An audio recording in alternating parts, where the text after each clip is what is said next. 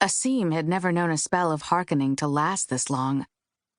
It was his 10th morning venturing to the spellwork chamber at dawn to collect a sheet of parchment slipped under the door. So far they had been unmarked, which meant his sorcerin brethren still had not determined the magic inside the princess. Every day after learning there was no news, he would climb to the top of the temple and send up a plume of blue smoke, conveying the message to the city. Hearkenings, the spells cast by sorcerin to name the magic inside newborn human children, weren't usually cause for such ceremony. But in myr, nothing was so closely followed as the birth and subsequent naming of a princess.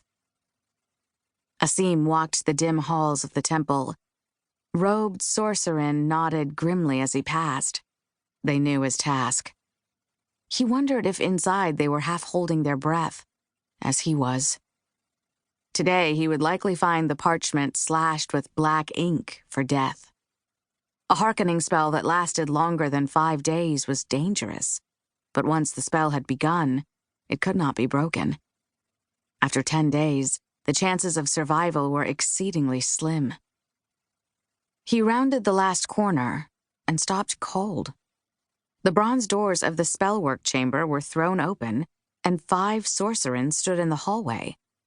One held a small, wild-haired thing, howling and swaddled in bright poppy cloth. The princess.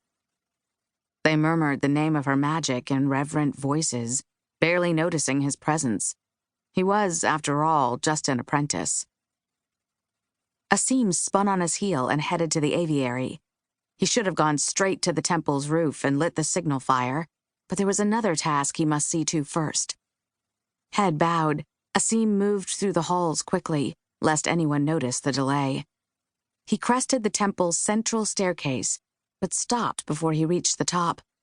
Instead, he took a sharp left and emerged in the musty room where the messenger ravens were housed. Already, Asim could hear the bells of the ivory tower ringing to announce the end of the spell, meaning the apprentice sent to bring word to the queen's palace had already arrived. Asim was already minutes behind. Myr's capital, Ternine, would soon descend into celebration. It was as everyone had hoped. A girl child, a rival heir born to fight for her seat upon the throne. For queens ruled in Myr, and killed for the right to do so. Weeks ago, the auguries had predicted a blood moon, an omen of great change, would rise tonight. At sundown, people would fill the streets, fae, bloodkin, and human alike, chanting as the sorcerin had. Asim hastily affixed a message to a raven's leg and reached below his collar, fingering the tattoo inked upon his shoulder. He whispered a location into the bird's ear. Once he felt the magic take hold, he sent the raven gliding out of a nearby window. The raven flew north. Day turned to night as it followed the Red River up through the mountains beyond Myr, until finally it came to a valley ringed with sheer cliffs, like a mouthful of broken teeth. The creature alighted on a black tent in the small camp assembled at the foot of the highest peak. Drawn by the familiar scrape of talons against canvas, a horned woman with silver hair and a smooth, unlined face emerged. Shielding her face against snowfall, she scanned the white-capped peaks that encircled the valley, the snow glistening beneath a bleeding moon, and removed the small, hollow bone strapped to the raven's leg.